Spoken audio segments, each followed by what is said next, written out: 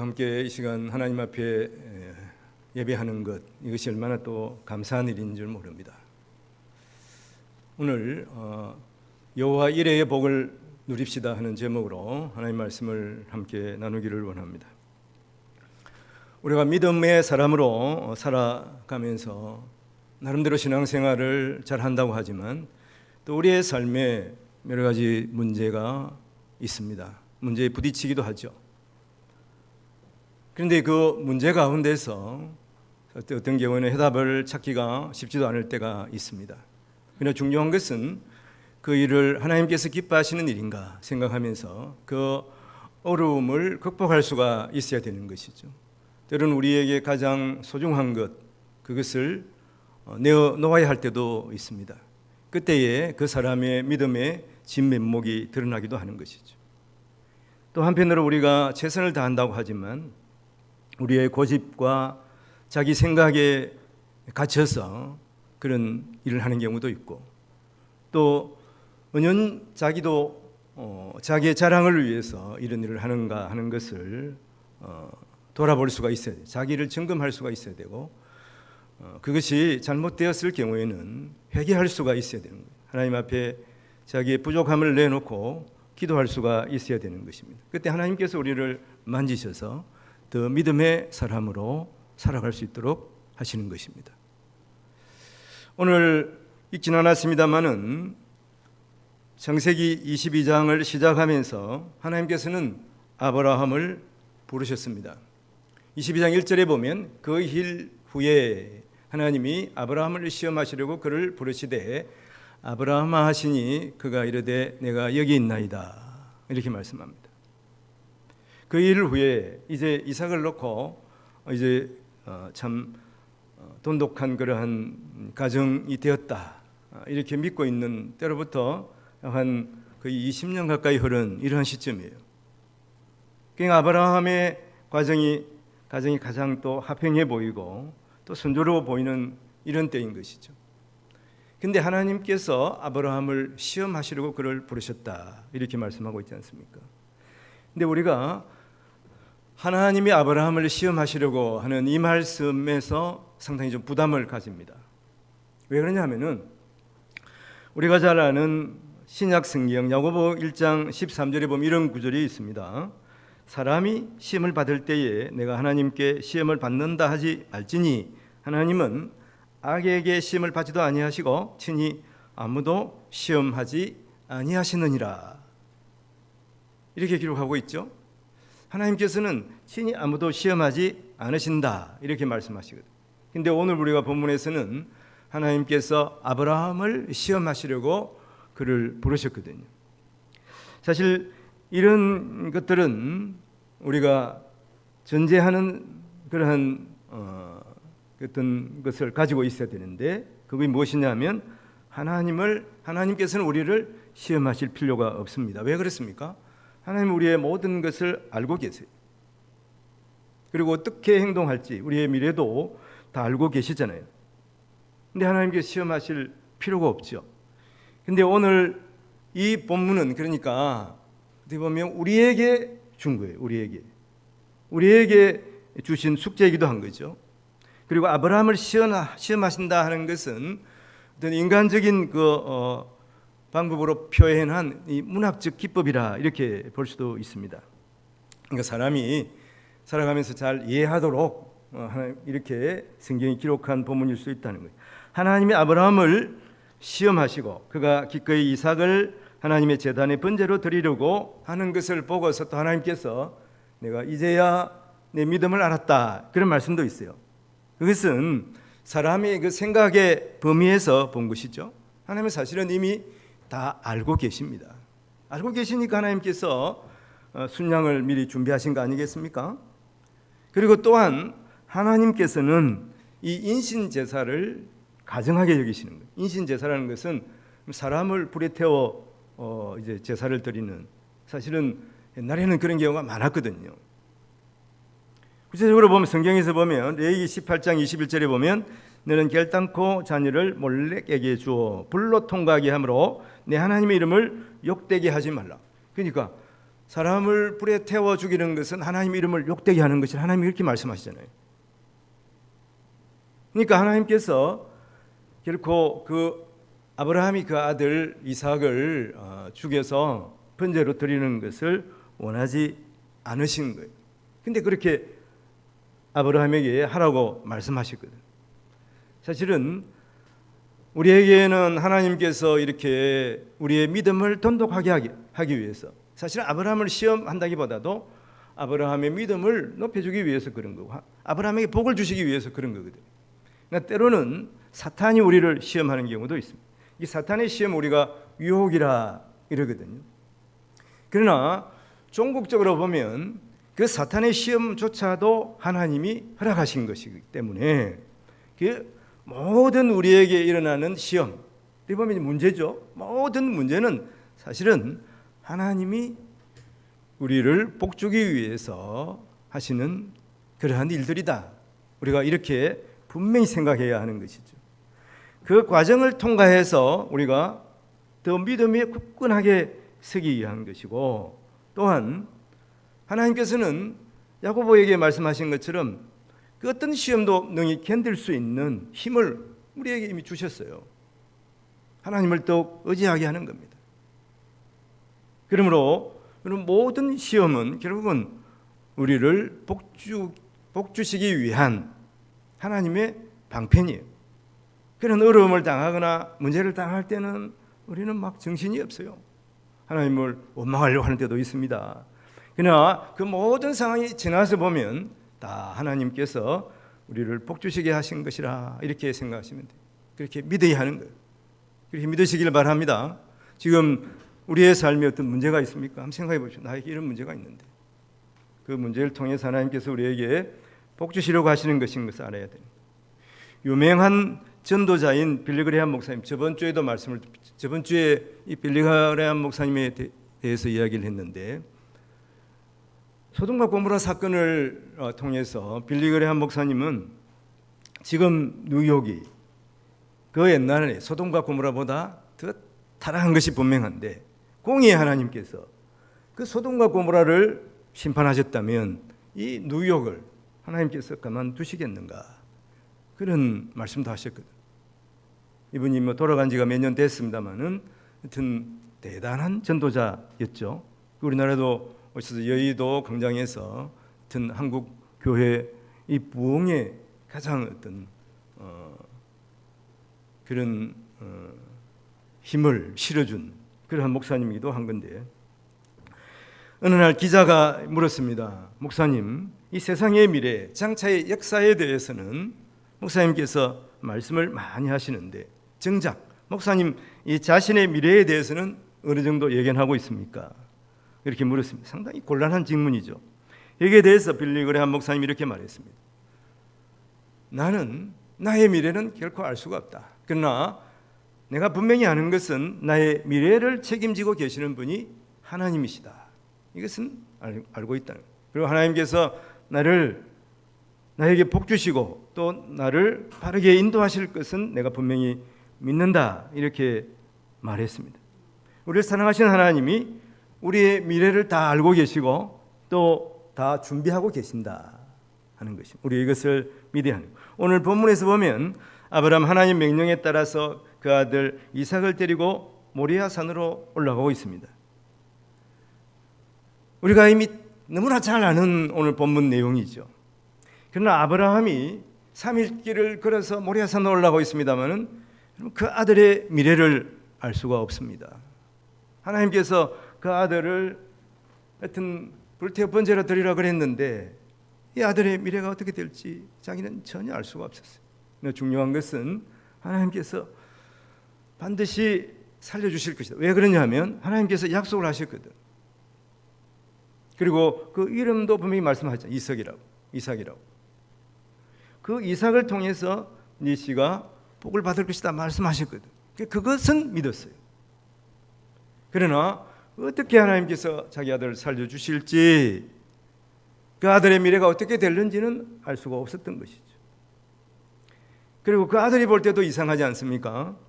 아버지와 함께 올라가는데 이제 번제로 드릴 땔감은 가지고 나무는 가지고 올라가는데 번제 드릴 번제물이 없어요. 그래서 아들이 아버지에게 물어봅니다. 아버지, 지금 땔감은 가져가는데 근데 번제물이 어디 있습니까? 번제물 가져가야죠. 이런 거예요. 자기 아들이 봐도 이상한 겁니다. 그러니까 아버지가 하는 얘기가 무엇입니까? 하나님이 친히 준비하시리라. 하나님이 준비하시리라. 하나님께서 준비하셨죠. 그래서 이제 뿌리 걸린 순양을 하나님께서 준비하시고 대신 그 순양을 죽여서 번제로 드리라고 말씀하시지 않습니까? 그래서 이 모든 아브라함을 시험하는 이 과정을 통해서 하나님께서는 아브라함에게 복을 주시기 위함, 아브라함에게 복을 주시기 위함도 그렇지만 우리에게도 복을 주시기 위함입니다. 온 인류에게 복을 주시기 위함이에요. 그래서 하나님께서 아브라함을 시험하신 것입니다. 어떻게 하나님께서 복을 주시는가? 먼저는 인류를 위해서 예수 그리스도를 보내실 것을 예고하시는 거예요.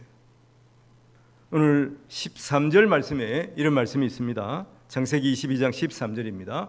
아브라함이 눈을 들어 살펴본 적 한 순양이 뒤에 있는데 뿔이 수풀에 걸려 있는지라. 아브라함이 가서 그 순양을 가져다가 그 아들을 대신하여 번제로 드렸더라. 이렇게 말씀하고 있죠. 아브라함 하나님의 명령에 따라서 기꺼이 자기 아들을 죽여서 번제로 드리려고 했습니다. 그런데 하나님께서 그 번제물을 대신 그 순양을 준비하신 거죠. 준비해서 그 나무 수풀에 딱 걸어 놓으신 거예요. 그래서 자기 아들 대신에 순양을 하나님 앞에 번제로 드린 것입니다. 그래서 이렇게 결론이 지어졌지만 이 과정에서 보면 얼마나 급박한지 모릅니다. 22장 11절에 보면 이런 말씀이 있어요. 아브라함의 사자가 하늘에서부터 그를 불러 이르시되 아브라함아 아브라함아 하시는지라. 아브라함이 이르되 내가 여기 있나이다. 1절에서도 하나님께서 아브라함을 불렀는데 이 11절에 아브라함을 부른 상황을 한번 비교를 해보세요. 다른 게 뭐가 하나 있습니다. 그게 뭐냐면 하나님께서 1절에서는 아브라함아 한 번 불렀죠. 그렇죠? 아브라함을 시험하시러 그를 부르시되 아브라함아 하시니 그렇잖아요. 근데 11절에는 어떻게 되어 있습니까? 아브라함아 아브라함아 두 번 불렀어요. 두 번. 이 성경에 두 번 부른 경우는 별로 없어요. 하나님께서 두 번 부를 이유가 없잖아요. 근데 두 번 부르신 것은 그만큼 급박한 상황이다 하는 것을 말하고 있는 것이죠. 제가 찾아보니까 성경에 이렇게 두 번 부른 경우를 찾아봤는데 창세기 46장 2절에 이런 말씀이 있습니다. 그 밤에 하나님이 이상 중에 이스라엘에게 나타나 이르시되 야곱아 야곱아 하는지라. 여기 두 번 불렀어요. 야곱이 이르되 내가 여기 있나이다.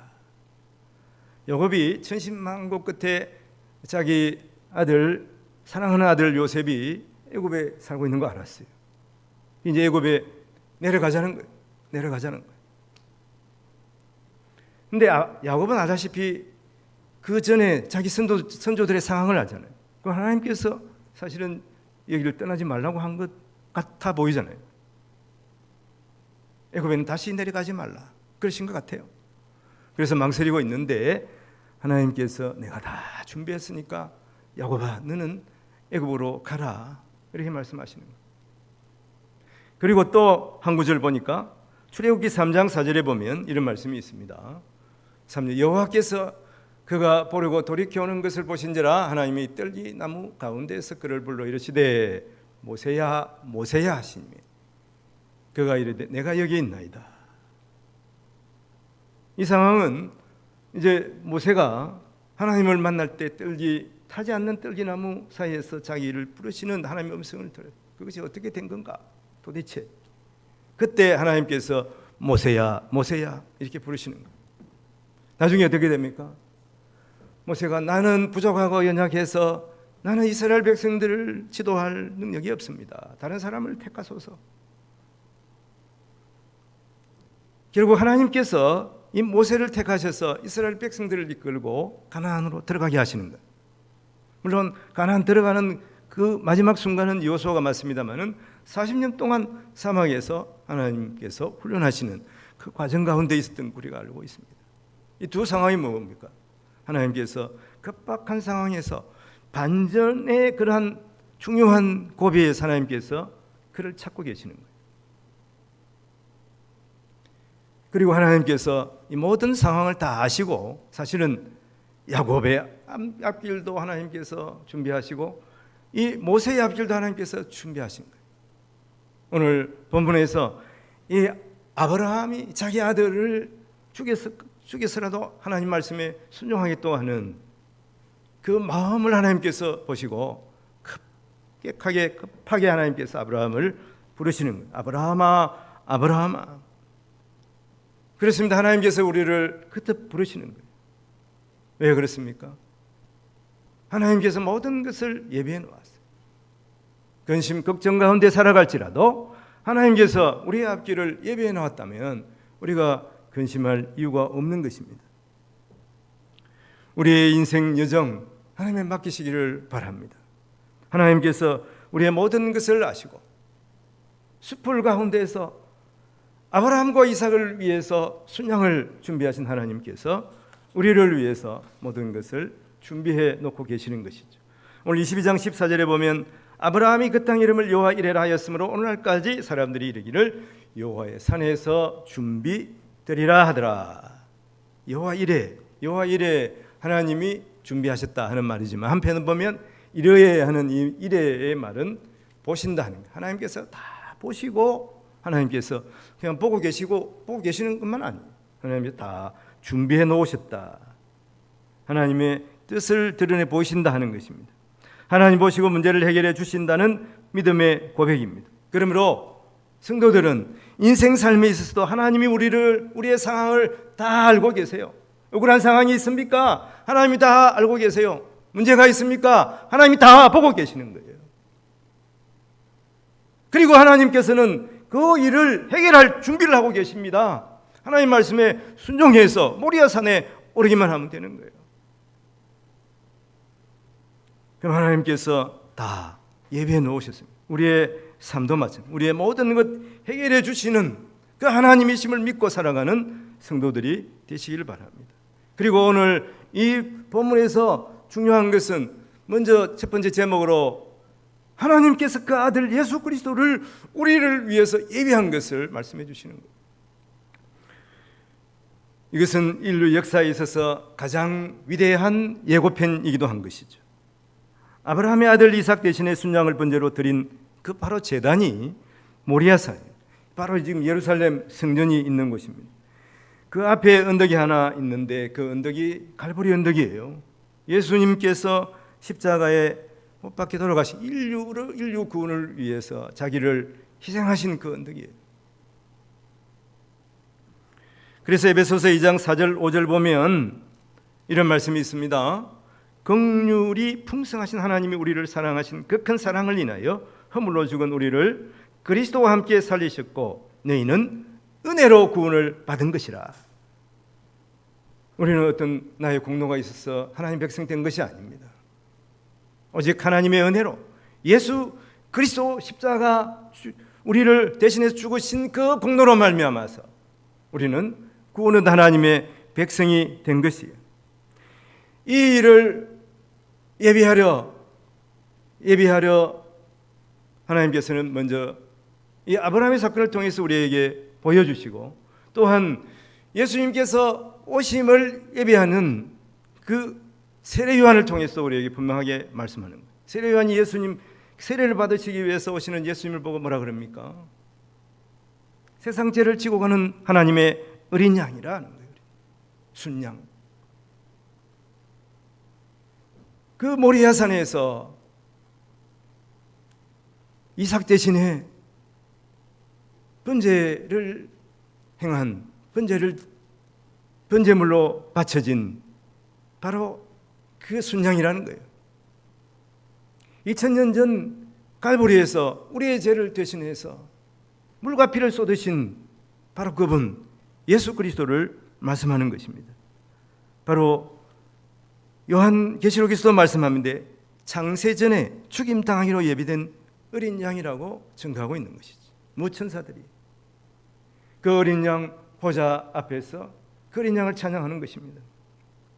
오늘 아브라함을 통하여 그 아들을 번제로 드리라고 하는 것은 인류 구원의 구속사를 먼저 우리에게 보여주시는 하나님의 의도인 것입니다. 두 번째는 아브라함의 씨를 통해서 대적을 이기게 하시는 것이죠. 오늘 창세기 22장 17절 말씀에 보면 내가 네게 큰 복을 주고 네 씨가 크게 번성하여 하늘의 별과 같고 바닷가의 모래와 같게 하리니 네 씨가 그 대적의 성문을 차지하리라. 대적의 성문을 차지한다. 이 성문을 차지하면 적을 다 제압하는 거예요. 아무도 나가지 못하게 하고 들어오지도 못하게 하는 거예요. 그 성문이 그만큼 중요한 역할을 하는 거예요. 하나님께서 아브라함에게 여러 번 나타나셔서 복을 주시기로 하셨는데 여러분 오늘 이 본문에서 추가되는 것이 바로 내 씨가 그 대적의 성문을 차지하리라 하는 이것은 승리에 대한 말씀이에요. 이 말씀은 창세기 3장의 원복음과 관련이 있습니다. 뱀이 아담과 하와를 유혹하여 선악과를 따먹게 하잖아요. 이때 하나님께서 나타나서 뱀을 저주합니다. 창세기 3장 15절 말씀인데요. 이게 어떻게 원복음인가? 내가 너로 여자 원수가 되게 하고 내 후손도 여자 후손과 원수가 되게 하리니 여자의 후손은 네 머리를 상하게 할 것이요 너는 그의 발꿈치를 상하게 할 것이니라 하시고 이렇게 말씀하시는 것. 여자의 후손은 네 머리를 상하게 한다. 여기서 네는 누굽니까? 아담과 하와를 유혹한 뱀이에요. 그러니까 아주 치명상을 입히는, 아예 죽이는 그러한 것에 대한 예언이기도 한 것이죠. 바로 내 후손은 여자의 후손이 단수로 되어 있다 그랬죠. 이 여자의 후손은 바로 예수 그리스도를 말씀하는 거죠. 예수 그리스도께서 이 사탄의 모든 계교를 물리치시고 여러분 사탄을 이제 완전히 물리치시고 그러므로 말미암아 진정한 승리의 계가를 부르시는 것이죠. 이것은 이미 성취되었습니다. 예수님께서 2000년 전에 십자가에서 그 죽음을 이기시고 부활하셨잖아요. 그래서 그 마귀의 꾀를 다 이기신 거예요. 계계를 다 이기신 것이고 이것을 완성하신 때가 마지막 때에 예수님께서 재림하셔서 이것을 완성하게 되는 것입니다. 그러므로 예수님께서 승리하신 대로 우리도 예수 그리스도를 따라서 이미 마귀 사탄의 괴계를 물리치고 우리는 영원한 생명을 얻은 그러한 하나님의 사람들인 것을 잊지 말아야 하는 것이죠. 하나님께서는 이 일을 교회를 통해서 하시기를 원하셨습니다. 왜 그렇습니까? 예수 그리스도는 교회의 머리인 것이죠. 신앙 공동체, 구원 공동체, 교회의 주인 예수 그리스도이십니다. 교회로 하여금 예수 그리스도를 증거하고 또 구원자가 되어서 예수 그리스도의 승리를 세상에 선포하게 하신 것이죠. 그러므로 예수 그리스도와 그를 따르는 교회를 통해서 세상에서 승리하게 하시는 거예요. 세상에 승리를 선포하게 하시는 것입니다. 특별히 이삭을 대신하여 하나님께 순양을 번제로 드리는 때에 하나님은 아브라함의 후손 가운데 일어날 영적인 공동체 교회를 보시고 계시는 거예요. 그래서 오늘 이 본문의 말씀은 예수 그리스도와 또 예수 그리스도를 따르는 교회를 통해서 대적의 승문을 차지하리라. 반드시 승리하실 것에 대한 말씀이에요. 우리가 잘 아는 마태복음 16장에 보면 예수님은 제자들에게 너희는 나를 누구로 하느냐 묻잖아요. 그때 베드로가 성령이 충만해서 주는 그리스도 살아계신 하나님의 아들이십니다. 그런 고백을 하고 그 다음 말씀에 보면 내가 이 반석 위에 내 교회를 세우리라 이렇게 말씀하셨어요. 우리가 믿음으로 고백하고 주는 그리스도 살아계신 하나님의 아들이라고 우리가 분명히 믿고 나아갈 때 바로 우리를 통해서 하나님께서 승리하게 하시는 것인데 그 말씀은 음부의 근세가 결코 이기지 못하리라 하시는 주님의 말씀과 그 주님의 약속 때문인 것입니다. 세상 권세가 교회에 도전하겠지만 결코 이기지 못하리라고 하시는 거예요. 오늘 우리가 살아가는 세상에 영적 전쟁이 있습니다. 이러한 영적 전쟁의 배후에는 항상 사탄이 도사리고 있습니다. 그럼 우리는 이러한 영적 전쟁에 승리하기 위해서 그 사람을 보고 그 행하는 그 악한 짓을 보고 우리가 그것을 미워해서는 안 돼. 그 배후에 있는 그러면 사탄의 괴교를 볼 수가 있어야 돼. 영적 눈을 뜨고 바라볼 수가 있어야 돼. 환경이나 외모에 치우치면 안 되는 거예요. 우리의 대장 되시는 예수 그리스도를 바라보고 힘과 용기를 얻어야 하는 것입니다. 그리고 하나님의 말씀을 붙잡고 나아가야 되는 거예요. 대적의 승문을 차지하리라 하시는 하나님의 약속을 붙잡아야 하는 것이죠. 하나님은 교회를 위해서 승리의 깃발을 준비하고 계시는 거예요. 여호와 일의 하나님은 바로 여호와 니시의 하나님이심을 우리가 믿고 또 교회 공동체를 통해서 반드시 이기게 하실 것을 믿고 나아가야 하는 것입니다.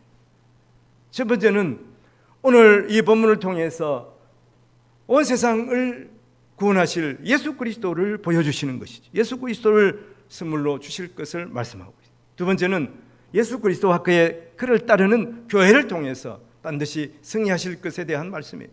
세 번째는 무엇이냐 하면 교회를 통해서 인류가 함께 복을 받을 것에 대한 말씀입니다.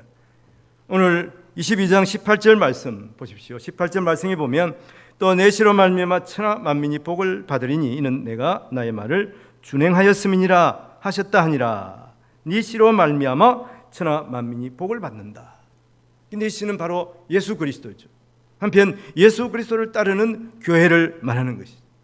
이것은 아브라함의 씨, 언약의 약속된 아들 이삭과 더불어서 그 믿음의 모든 후손들을 말씀하고 있는 것이기 때문에 교회와 오늘날 교회와 또한 모든 성도들을 함께 지칭하는 것입니다. 이 땅에도 이런 사명을 가진 자들이 복음을 전하여서 우리가 예수 그리스도를 믿지 않았습니까? 그리고 복을 받았어요. 이 나라에도 1885년 부활절에 언더우드와 아펜젤러 선교사가 제물포항에 도착해서 불모의 땅에 복음을 전했습니다. 그래서 우리가 복을 받은 거예요. 교회를 세우고 학교를 건립하고 그들은 병원을 지었습니다. 이제 5만 교회와 또한 1000만 성도들이 예수를 믿어 거룩한 백성이 되어 두 손을 높이 들고 하나님을 찬양하며 살아가고 있는 것입니다. 오늘 어떻게 보면 교회가 온전히 하나님의 영광을 드러내지 못하고 연약해 보이는 부분들이 있습니다만은 그리스도께서 다시 오실 때까지 하나님께서 교회를 통해서 이 세상에 복을 주신다고 약속하셨어요. 교회를 통해서 이 세상을 새롭게 하실 것에 대해서 말씀하고 있습니다. 세상에 죄가 가득하고 어둡고 캄캄해 보이지만 그럼에도 불구하고 교회를 일으키시고 하나님께서는 다시 교회를 부흥케 하셔서 물이 바다를 덮음같이 하나님의 영광을 드러내실 것입니다. 그리고 찬양의 소리가 온 세상을 뒤엎을 것입니다. 이를 위해서 하나님께서는 우리를 세우셨어요. 또 동업교회를 세우신 줄로 믿습니다. 우리를 준비하여 주신 줄로 믿습니다. 오늘 우리는 만민에게 복을 주시기를 원하는 하나님 앞에서 먼저 말씀을 따라서 순종하기로 결단을 내려야 하는 것이죠. 오늘 말씀 16절에 보면 이런 말씀이 있습니다. 이르시되 여호와께서 이르시기를 내가 나를 가리켜 맹세하노니 내가 이같이 행하여 내 아들 내 독자도 아끼지 아니하였은즉 그런즉 하나님께서 온 천하 만민에 복을 주시겠다고 약속하시는 것입니다. 우리는 이미 가장 큰 복을 받았습니다. 그러면 이것을 우리가 잊지 말아야 하는 것이죠. 우리가 오늘 생명의 삶 교재 이 큐티 본문이 창세기 24장 말씀인가 그래요. 25장 말씀입니다. 거기 보면 이삭과 이스마엘의 가정을 비유하고 있습니다. 아브라함을 통해서 이삭은 100세에 태어났습니다. 그런데 그도 60이 되어서 아들 둘을 낳았거든요. 쌍둥이를 낳았는데 이 쌍둥이가 서로 싸워요. 결국 어떻게 됩니까? 야곱은 야반 도주하는 사태까지 일어났죠. 그런데 여러분 거기 보면 이스마엘의 가정은 어떤 줄 압니까? 이스마엘의 가정은 이스마엘의 그 아들이 12명을 낳았는데 12명이 다 세상의 지도자가 되었습니다. 12령이 됐다니까. 12명의 임금이 탄생한 거예요. 따지고 보면 그 당시에는. 누가 세상 복을 받았습니까? 누가 세상 복을 더 많이 받았습니까? 이스마엘이 10배, 20배 더 많은 복을 받은 것처럼 보이지 않습니까? 그런데 성경은, 하나님은 이 믿음의 후손 이삭을 주목하고 계신 것을 분명히 알아야 되는 것이죠. 우리도 마찬가지 아니겠습니까? 물론 하나님께서 우리에게 복을 주세요. 믿음의 사람들에게 복을 주십니다. 그런데 우리가 세상 복으로 무엇을 자랑하겠습니까? 자식의 복을 자랑합니까? 소유의 복을 자랑합니까? 건강의 복을 자랑합니까? 이 모든 복보다 우선해서 하나님께서 우리에게 주신 큰 복이 하나님의 자녀 되어서 하나님을 섬기며 하나님을 찬양하며 하나님께 영광 돌리며 살아가는 복인 것입니다. 우리는 이미 이 복을 받았어요. 이 복을 누리고 살아가는 것을 잊지 말아야 하는 것입니다. 하나님은 그 아들 예수를 아낌없이 내어주셨어요.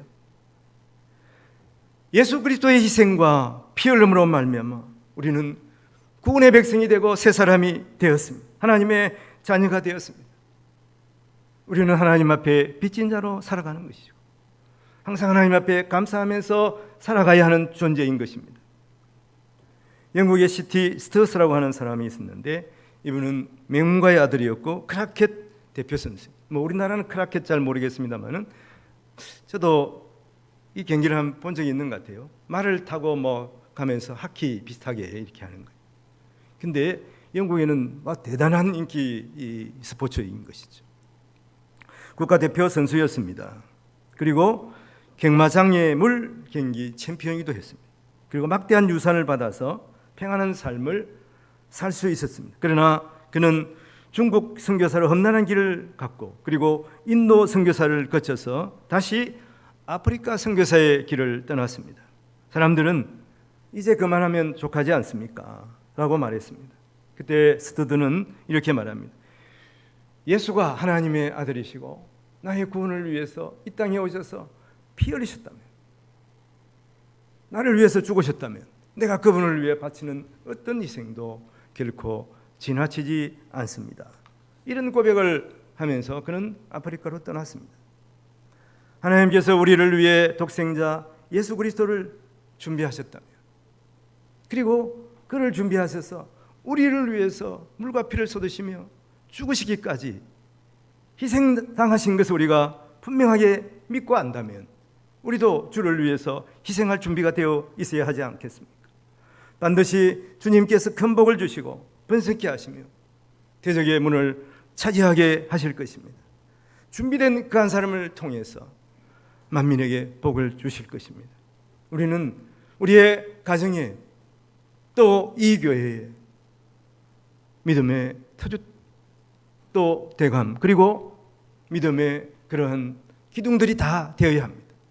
자 나아가서는 이 지역 사회와 이 나라의 그런 믿음의 사람들로서 그들에게 복을 주는 예수 그리스도를 전하는 귀한 사명을 감당해야 하는 것입니다. 오늘 말씀을 정리해 보겠습니다. 하나님은 우리를 위해서 준비하여 주시는 분이 먼저 우리의 구원을 위해서 예수 그리스도를 준비하셨어요. 어린 양 예수 그리스도를 통해서 우리의 모든 죄를 사하시고 우리를 하나님의 자녀되게 하셨습니다. 그리고 예수 그리스도를 통해서 교회가 승리케 하시고 예수 그리스도를 함께 따르는 교회를 통해서 우리를 통해서 성도들을 통해서 인류에게 복을 주시는 분입니다. 그러므로 우리는 이런 고백의 기도를 하나님 앞에 올려드려야 하는 것입니다. 주여 우리를 사용하여 주소서. 우리를 만민에게 복을 주는 도구로 사용하여 주소서. 그래서 주께서 예비하신 대로 쓰임받는 우리 모든 성도들의 남은 삶이 되기를 주님의 이름으로 축원을 드립니다. 기도하겠습니다. 우리를 구원하기 위해서 그 아들을, 외아들을, 독생자를 내어주신 하나님 아버지, 하나님의 준비하심에 빚진 자가 되어서 우리도 결단하고 준비하게 하소서. 주님께서는 우리로 번성케 하시며 큰 복을 주시며 대적의 승문을 차지하게 하리라 약속해 주셨습니다. 이 사명을 가지고 우리는 세상에 나가서 주님께서 우리에게 주신 사명, 만민에게 복음 전하는 사명을 감당하게 하시고 이 비전을 품게 하시며 마지막 순간까지 사명을 감당하며 살아가는 우리 모든 성도들이 되게 하여 주시옵소서. 감사와 고리를 죄에서 구원하여 주신 우리 구주 예수님 이름으로 기도하옵나이다. 아멘. 우리 함께 일어서서 찬송 459장 함께 부르겠습니다.